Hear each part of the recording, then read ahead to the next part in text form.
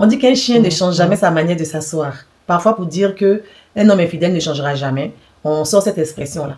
Donc, on nous dit que quand tu es infidèle une fois, tu seras infidèle toujours. Est-ce que vous pensez que quelqu'un qui a été infidèle peut se remettre en question et devenir meilleur? Moi, je pense qu'il y a deux types de changements. Un homme qui a été infidèle peut vouloir changer parce qu'il a failli tout perdre.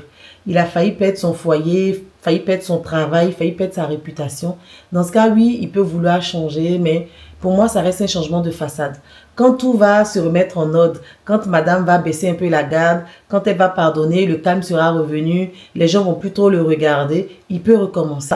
Ça devient un changement temporaire. Ces vieux démons peuvent revenir. Maintenant, il y a le changement par la conscience. Quand il voit la douleur dans les yeux de sa femme et qu'il a eu le choc, quand il voit qu'il a brisé quelque chose, quand il voit qu'il a failli tout perdre, en ce moment-là, il ne change pas parce qu'il a peur de perdre son foyer, parce qu'il a peur de sa femme, mais il change parce qu'il a honte, il a peur de la personne qu'il est devenu, il a honte de l'homme qu'il est devenu, et aussi il a honte de comment son comportement affecte sa femme et son foyer.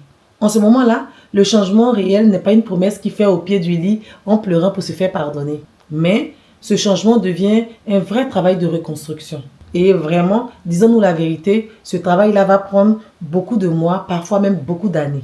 Maintenant, beaucoup de femmes vont passer leur temps à guetter ce changement. Elles vont passer leur vie à prendre le téléphone, à fouiller, à décortiquer tout ce qui va venir dire. Voilà, je sors avec un ami, elle cherche la faille. Je vais au travail, je rentre à telle heure, j'ai une réunion, elle se braque. Vous voyez, elles vont guetter ce changement. Est-ce qu'il a vraiment changé? Est-ce qu'il est toujours pareil? Est-ce qu'il va refaire? Est-ce qu'il ne va pas refaire? Elles commencent à s'enfermer dans le doute. La vraie question c'est, est-ce que tu as le temps? Est-ce que tu as l'énergie pour attendre ce changement-là? Si tu dois le pousser pour qu'il change, si tu dois le harceler en pensant que ça va le faire changer, je t'assure que tu perds ton temps.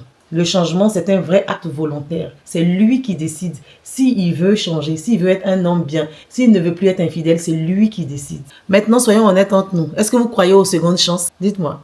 Qu'est-ce que vous en pensez? Je vous fais plein de bisous et à bientôt.